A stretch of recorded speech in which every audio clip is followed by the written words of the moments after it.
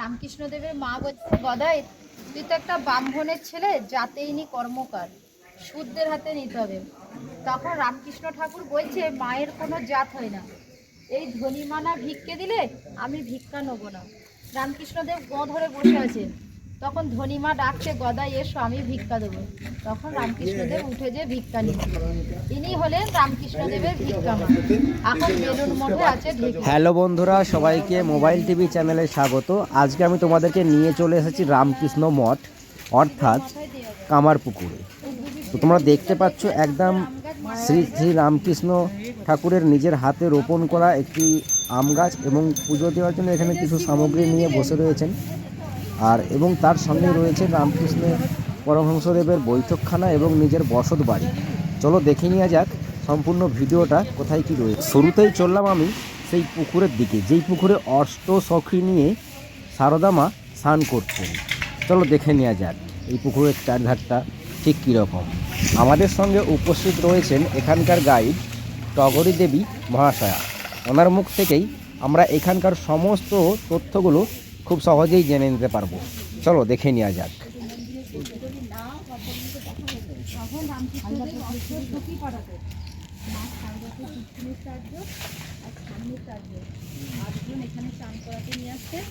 Master মশাই বিয়োগ শিকালে রামকৃষ্ণদেব বললেন, দুঃসালা এই চালকলা দিতে আমার হবে না।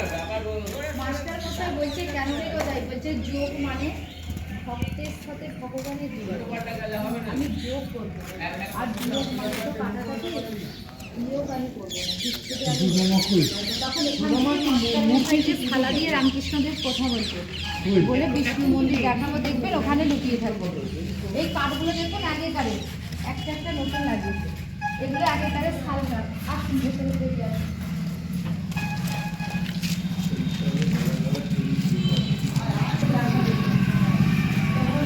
ছিলেন না, দোয়াবগাড়ি দিয়ে রামকৃষ্ণদেব লিখেছিলেন, গদাধর চট্টোপাধ্যায়।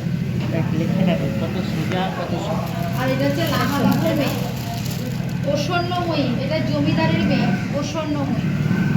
আর এটা হচ্ছে বিশালাক্ষী ময়ী। এই যে গদাধর পড়বে নামতে চলে যাচ্ছে।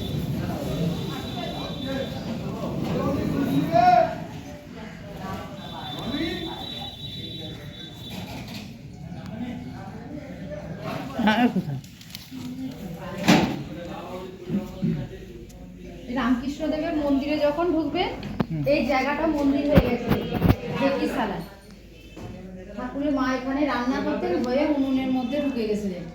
আচ্ছা, ঠাকুরের পৈতৃক বাড়ি হালদার পুকুর দেখলেন, যুগীদের শিব মন্দির দেখলেন, এগুলো মঠের ভেতরে।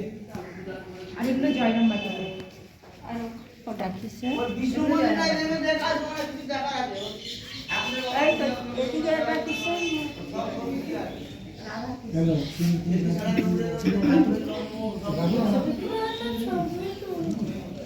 এইটা কি?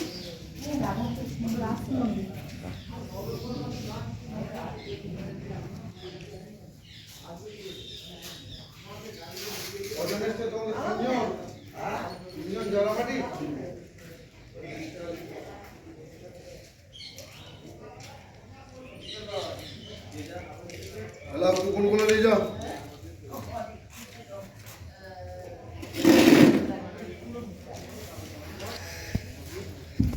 এখানে রামকুমার পুজো করতেন রামকৃষ্ণ ঠাকুরের দাদা মা দুর্গা। যিনি মা দুর্গার চোখ আঁকবে, উনি আঁকতে পারছিলেন না, তখন এই মন্দিরে রামকৃষ্ণদেব নিজে হাতে মা দুর্গার চোখ প্রদান করেছিলেন, করে অজ্ঞান হয়ে গেছে। 10 দিন যাত্রা হয় এখানে, আর 10 দিন দুর্গা পুজো হয়। পুজোর পর ভাসান দিয়ে না আবার এই কাঠামোটা নিয়ে ফেলা আসে। এটা হচ্ছে লাহাবাবুদের দুর্গা মন্দির। হ্যাঁ, লাহাবাবুদের 10 দিন যাত্রা হয়।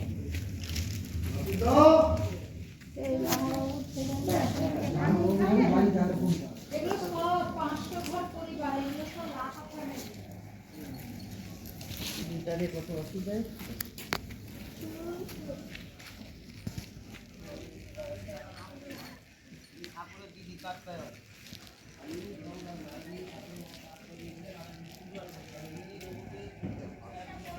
এটাই হচ্ছে লাহাবাবু,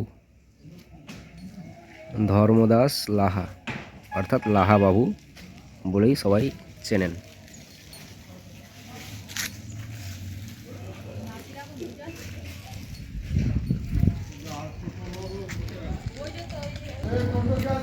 পাঠশালাটা দূর থেকে ফটো তুলো।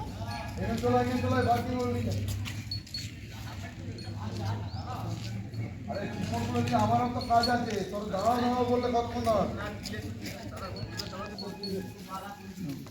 রামকৃষ্ণ ঠাকুরের বাবাকে যখন ওই দেড়ে গ্রামে বাড়ি ছিলেন, একটা মিথ্যে মামলায় ওখানকার জমিদার সাক্ষী দিতে বলেছিলেন। তখন রামকৃষ্ণদেবের বাবা বললেন, আমি তো গ্রামে পুজো করে নে খাই, মিথ্যে কথা বলবো না। তখন নিজের গ্রাম ছেড়ে এই কামারপুকুর এসেছিলেন লাহাদের বাড়িতে। ঘর বাড়ি কোথায়? দেড়ে গ্রামে 5 কিলোমিটার দূরে। ইনি কামারপুকুরে আশ্রয় দিয়েছিলেন ধর্মদাস লাহা। তারপরে রামকৃষ্ণদেবের কামারপুকুরে জন্ম হয়েছিলেন শিবের জ্যোতি বেরিয়ে। যখন দেড়ে গ্রাম থেকে চলে এসেছিলেন তখন রামকৃষ্ণদেবের জন্ম হয়ে কামারপুকুরে হয়েছিল শিবের জ্যোতি। কৃষ্ণ মন্দির রামকৃষ্ণদেবকে চান টান করিয়ে রামকৃষ্ণদেবের মা ওই পাঠশালাতে পড়তে পাঠাতেন। উনি পড়াশোনা না করে লুকিয়ে থাকতেন এই মন্দিরে, আর মা কালীর ছবি আঁকতেন। আর যখন স্কুলের টাইম সারা হতেন তখন রামকৃষ্ণদেব বাড়ি যেতেন। এই মন্দিরটা 3 তলা, ওপরে দেখুন 1 তলা দেখা যাচ্ছে, এইটা মাঝের তলা, দাঁড়িয়ে আছেন ছাদে, আন্ডারগ্রাউন্ড আছে। যখন বর্গিরা আসতেন না লুটপাট করতে, তখন লাহা বাবুরা বাড়ির থেকে টাকা পয়সা গয়না নিয়ে আন্ডারগ্রাউন্ডে মাটির নিচে লুকিয়ে যেতেন। আবার বর্গিরা চলে গেলে লাহা বাবুরা ফিরে আসতেন। এটা বর্গি মারাঠাদের আমলের মন্দির। আর মন্দিরের গায়ে দেখুন টেরাকোটার কাজ, এগুলো বিষ্ণুপুরে আছে, এগুলো পোড়ামাটির গায়ে। আর যদি মন্দিরে উঠে দেখতে চান, সিংহাসনে নারায়ণ শিলা আছে, আর দুদিকে দুটো রাস্তা আছে, দেখতে পাবেন। উঠে দেখুন, বাঁ দিকে আছে আন্ডারগ্রাউন্ডের রাস্তা, ডান দিকে উপরে রাস্তা। একটা দাও, আবার একটা মন্দির, আবার একটা দিতে পারবে।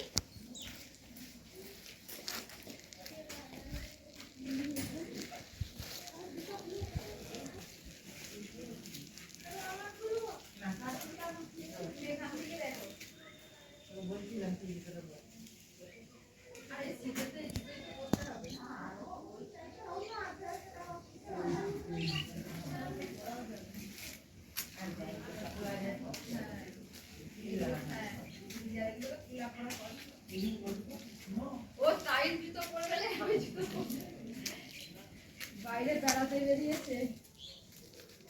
এগুলো রাতের ঠাকুর, 1 বছর থাকে।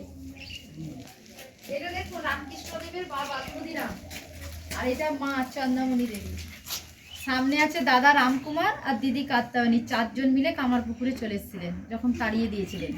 সাথে নিয়ে এসেছিলেন ওই শিলাটা, রঘুবীর। এই রঘুবীর হচ্ছে কুলদেবতা, এনাকে নিয়ে পুজো করে খেতেন। কিন্তু যখন কামারপুকুরে আসলেন তখন এই যে সুকুলাল গোস্বামী, ইনি 1 বিঘা জমি দিয়েছিলেন চাষ করে খাওয়ার জন্য, যেখানে গাড়িটা পার্কিং করলেন। আর এই ধর্মদাস লাহা দিয়েছিলেন মাটির বাড়ি। আর এটা দেখুন ঢেকিশাল, ওই যে ঢেকি, যেখানে কামারপুকুরে মন্দির দেখবেন, ঢেকিশালে গদাধর হয়ে ওই মাটির উনুন ছিলেন রান্না করা, উনুনের মধ্যে ঢুকে ছাই ভস্য মেখেছিলেন। তখন রামকৃষ্ণদেবের মা খুব অসুস্থ, সবাই গ্রামে বাচ্চা হয়েছে দেখতে গেছে, কেউ পাচ্ছে না। তখন ওই ধনী কামারিনী দেখছে প্রদীপ জ্বালিয়ে গদাই উনুনের মধ্যে ছাইটাই মেখে পুরো ছাই ভস্য হয়ে গেছে। উনি উনুন থেকে খুঁজে বার করেছিলেন। আর উনি পরে রামকৃষ্ণদেবের 35 সময় ভিক্ষে মা হয়েছিলেন। এটা গদায়ের সাধু সাবা। আর এটা গদায়ের বিয়ে দেখুন, 6 বছরের সারদা মা আর 24 বছরের গদাই। রামকৃষ্ণ ঠাকুর না 18 বছরের বড় ছিলেন। তখনকারের যুগে কন্যা পণ ছিলেন, মেয়েরা পণ পেতেন। তখন রামকৃষ্ণ ঠাকুর 300 টাকা পণ দিয়েছিলেন।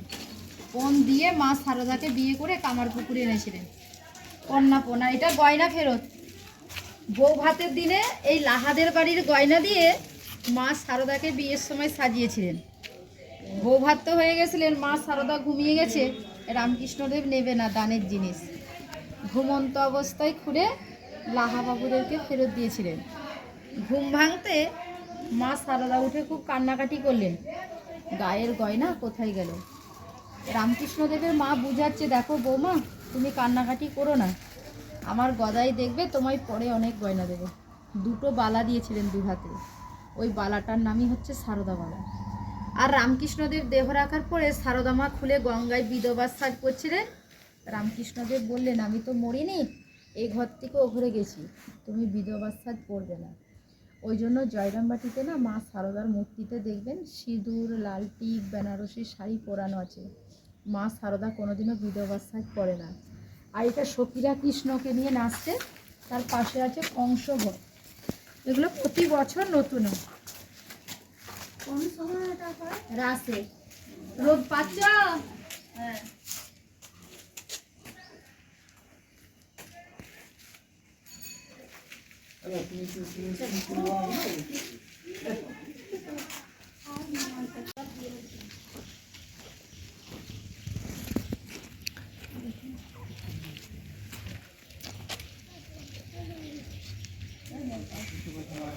বুঝছো, তাকে কয়েকটা খুচরো পয়সা সাহায্য করে দিচ্ছি।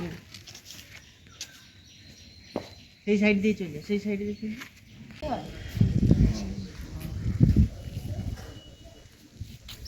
ব্রাহ্মণ রূপে পুজো করেছিলেন।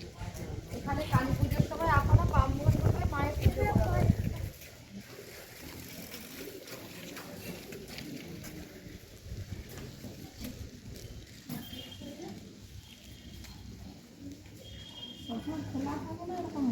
ভেতরে বন্ধই থাকে। দেখুন মা কালীর গলায় পইতে দিয়ে যে গদাধর ছোটবেলায় কালী পুজো করেছিলেন, এখনো ব্রাহ্মণ রূপে পুজো করে।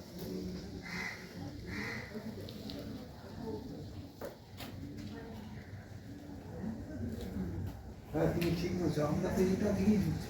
রাস্তাটা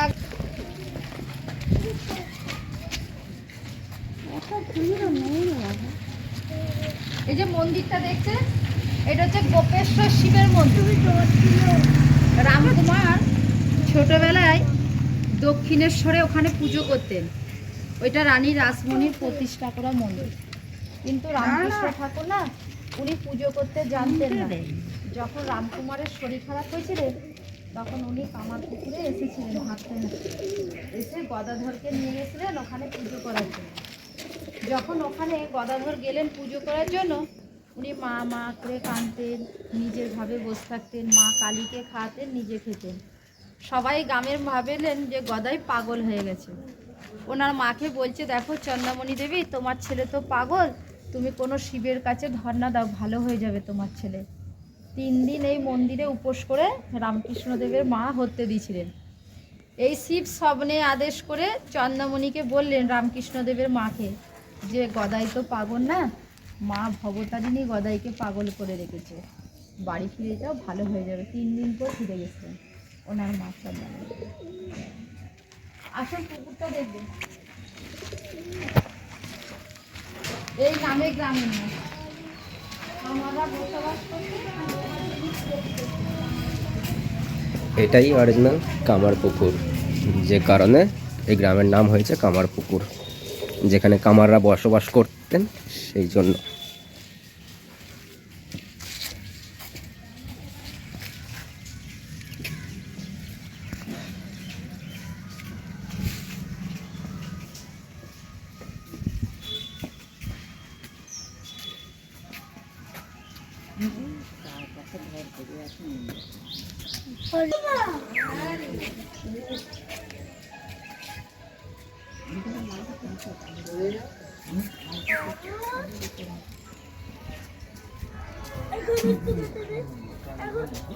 আরে সরকারি ভাড়া ওই কেটে দিবি।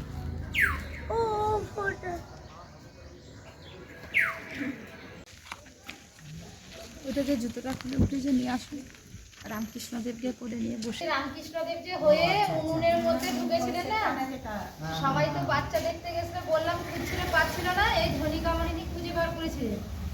আর আগেকারের যুগে না জাতিভেদ ছিলেন, ঐতের সময় ভিক্ষে নিতে হলে শুদ্ধের হাতে দিতে হবে, উনি তো কর্মকার। কিন্তু রামকৃষ্ণদেব কথা দিয়েছিলেন এই ধনীকে ভিক্ষে মা করবে। রামকৃষ্ণদেবের মা বলছে, গদাই তুই তো একটা ব্রাহ্মণের ছেলে, যাতে ইনি কর্মকার, শুদ্ধের হাতে নিতে হবে। তখন রামকৃষ্ণ ঠাকুর বলছে, মায়ের কোনো জাত হয় না, এই ধনী মানা ভিক্ষে দিলে আমি ভিক্ষা নেবো না। রামকৃষ্ণদেব গো ধরে বসে আছেন, তখন ধনিমা ডাকছে, গদাই এসো আমি ভিক্ষা দেবো। তখন রামকৃষ্ণদেব উঠে যে ভিক্ষা নিয়ে, ইনি হলেন রামকৃষ্ণদেবের ভিক্ষা মা। এখন বেলুর মঠে আছে ঢেকিটা, এটাই সেই ভিক্ষা মায়ের মন্দির। এগুলো ধনিকামানির বাপের বাড়ির বংশধর, ভাই বোনের বাড়ি, 3 ভাইপো মিলে তৈরি করেছেন মন্দির। আলাদা আলাদা বাউন ঠাকুর আছে, আলাদা লোক তো আছে, এরকম নিত্য পুজো হয় দুবেলা। সকালে পুজো করে দিয়ে যাবে বাউন ঠাকুর 10টায়, আবার সন্ধ্যেবেলা 5টার সময় আরতি হবে, 5টা। সকালে চাল আলু দিয়ে পুজো হয়, আর সন্ধ্যেবেলায় ঠাকুরকে যখন শয়ন দেয় না, তখন হচ্ছে লুচি আর বাতাসা প্রতিটা দিন। সমস্ত খরচা লাহাবাবুদের মন্দিরে লাহাবাবুরা করে, এনাদের মন্দিরের কর্মকাণ্ডে ওনারা।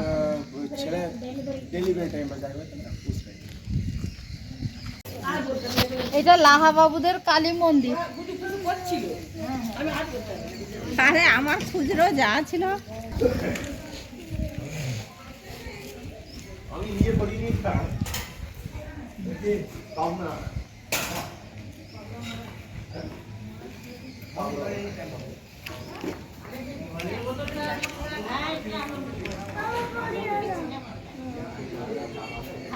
না না না না আমি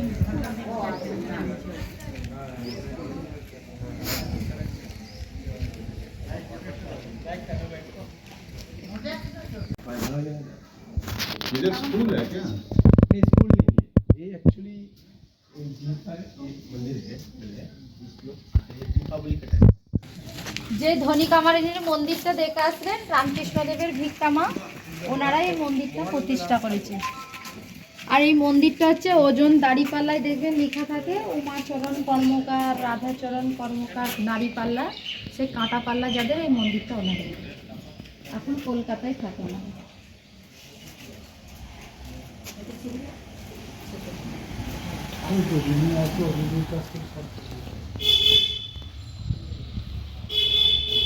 লেখাটাও নেই।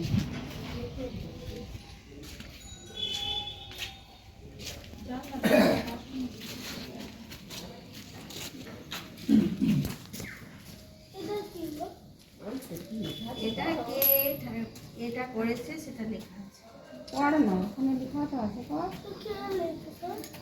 কে লিখছে এবার, কে লিখছে এবার বলো, কে লিখছে যারা এই মন্দির।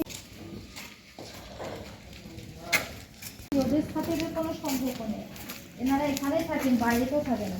তামলি মানে তেলি তামলি বলে না, চাষা তেলি তামলি।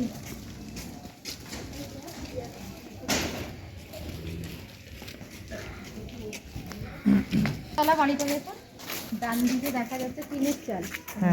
ওই বাড়িটা হচ্ছে দুর্গাদাস পাইনের বাড়ি। এই পাইনের তো অহংকার ছিলেন যে বাড়ির মেয়েরা বাইরে কোনো পরপুরুষের মুখ দেখবে না, এটা মেয়েদের অন্তর্মহল ছিলেন। এই অহংকারটা রামকৃষ্ণদেব ভাঙার জন্য শাড়ি পরে, চুড়ি পরে, সুতোর বান্ডিল নিয়ে রাত্রেবেলায় বউ সেজে গেছিলেন। যে বলছে দেখো আমার তো দোলের সঙ্গী সাথীরা সবাই ফেলে চলে গেছে, আর আমি এত রাতে একা বউ মানুষ বাড়ি ফিরতে পারছি না। এই পায়েন না চিনতে পেরে রামকৃষ্ণদেবকে অন্দরমহলে মেয়েদের কাছে পাঠালেন। মেয়েরা মিষ্টি জল দিচ্ছে, রামকৃষ্ণ ঠাকুর খাচ্ছে, নাচ গান করছে, রাত হয়েছে, বাড়ি ফিরছে না।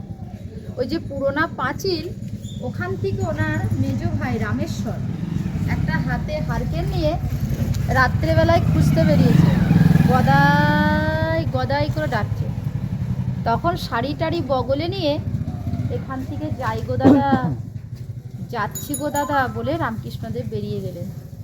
যাওয়ার পথে পায়েনকে বলছে, দেখ রেশালা দেখ, তুই অহংকার দেখিয়েছিলি না, মেয়ের মুখ দেখতে দিবি না। মেয়েদের মুখটুক দেখে, মেয়েদের হাতে মিষ্টি জল খেয়ে সারা রাত নাচ গান করে আমি মেয়েদের অহংকারটা চূর্ণ করলাম। এখন ওই বাড়ির মেয়েরা ছেলেদের মুখ দেখে।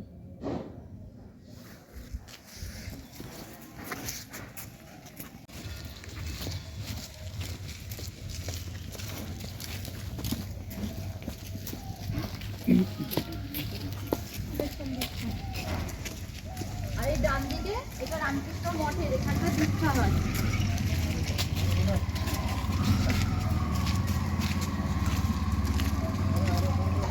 এটা এক আগেকারের যুগের বাড়ি, 200 বছর আগের বাড়ি। রামকৃষ্ণদেব এই বাড়িতে নাটক করেছিলেন শিব সেজে। এই বাড়িতেই? 3 তলা বাড়ি। আচ্ছা, হ্যাঁ।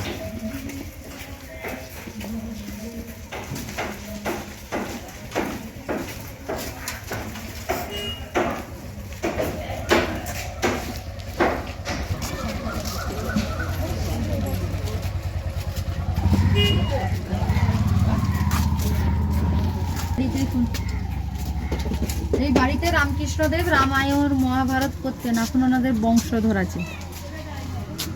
আর এটা মন্দির, এই যে ভেঙে গেছে, বিষ্ণু মন্দির।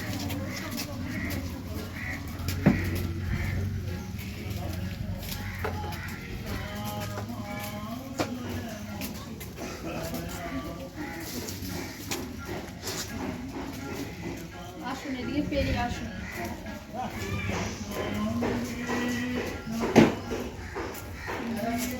এই পাশে এসো আগে। এই সীতা, বিধারা আগে আসো। শিবের পালা, যে ছেলেটি যাত্রা পালা করবে তার খুব শরীর খারাপ, আসতে পারলেন না। তখন মেয়েরা ধরেছে, গদাই তুমি তো অনেক শিবের গান জানো, নাচ জানো, তোমাকে শিব শাস্ত্র দেবে। হাতে ত্রিশূল আর শিবের দেশ। রামকৃষ্ণদেব পড়ে যখন যাত্রার তেজে এই জায়গায় তৃতীয়বার ভাব সমাধি হয়ে গেছে। এই হচ্ছে যাত্রার মন্ত্র। আর প্রথমবার ভাব সমাধির জায়গাটা, ওই যে গাড়ি পার্কিংটা হয়েছে লক্ষ্মী জলার মাঠ, ওই জমিতে ধানের ক্ষেত দিয়ে গদাই মুড়ি খেতে খেতে যাচ্ছিলেন। আকাশে তাকিয়ে দেখছে কালো মেঘে সাদা বক উড়ে যাচ্ছে। রামকৃষ্ণদেব দেখছে কালো মানে তো কালী, সাদা মানে তো শিব। তখন হাত থেকে মুড়ির ঠোঙা পড়েছে, ওইটাই প্রথম ভাব সমাধি। আর দ্বিতীয়টা হচ্ছে বিশালাক্ষী মন্দির, গ্রামের মন্দিরে ওনার মায়ের সাথে পুজো দিতে যে ভাব সমাধি হয়েছিলেন। তৃতীয়বার এখানে যাত্রা করতে এসে 3বার গদাইয়ের ভাব সমাধি। এখানে যাত্রা করেছিলেন শিবরাত্রির দিন। ওপরে উঠলে উঠতে পারবেন। ওই শিবের মূর্তিটা দেখুন, নাগপুর থেকে দিয়ে গেছে, বম্বে নাগপুর। অত তোলার দরকার নেই, অমনি ফুল, বেলপাতা, আকন্দের মালা শিবের মাথায় দেওয়া যায়। ওই দেবী শিব মন্দিরটা দেখে ঠাকুরের আম গাছ মাটি বাড়িতে।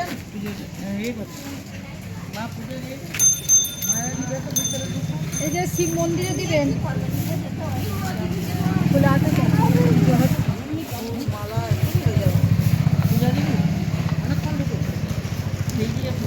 ওই গেটটা দিয়ে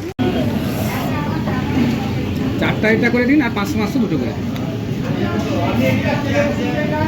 আপনি খাবেন তো? ও খাচ্ছে, ওরা খাচ্ছে, আমি খাবো না।